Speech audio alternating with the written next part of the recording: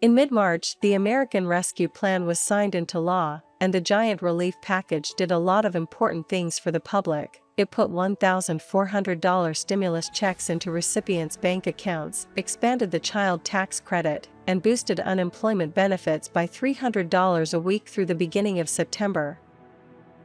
At this point, those collecting unemployment should, in theory, have another 4 months of boosted benefits to help them along.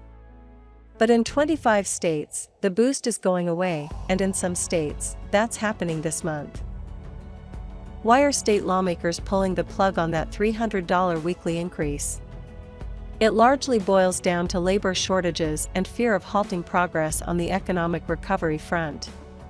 Lawmakers are concerned that if the jobless continue to get an extra $300 a week in unemployment on top of their regular state benefits, they won't be motivated to go out and find work. Now there are conflicting reports about the role boosted benefits are playing in keeping workers out of the labor force. In a survey published recently by the Initiative on Global Markets at the University of Chicago's Booth School of Business, 28% of respondents believe boosted benefits do, in fact, disincentivize the jobless from seeking employment, while 16% feel they don't.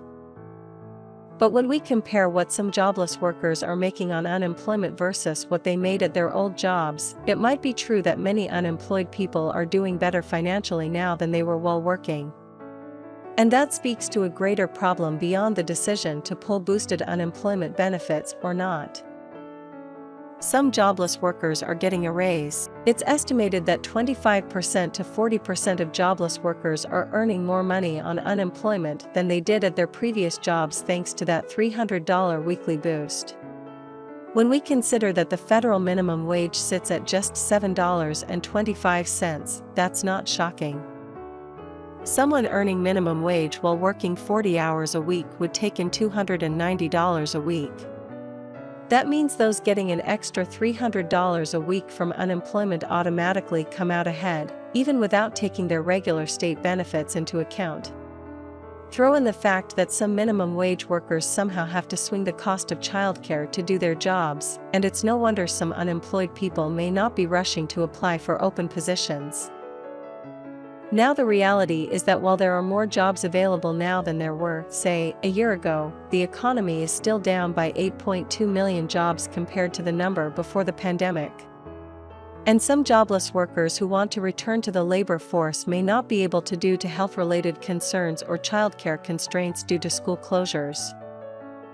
In fact, according to census data from May, it's estimated that nearly 7.3 million Americans are not working currently because they're home caring for children.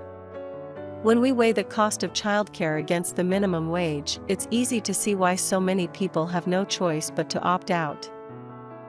The states that are ending boosted unemployment benefits early are hoping that doing so will result in a wave of job applications. But what they may find instead is that minimum wages, coupled with other constraints, create a situation where the jobless choose to remain unemployed regardless of whatever work-related opportunities may be out there.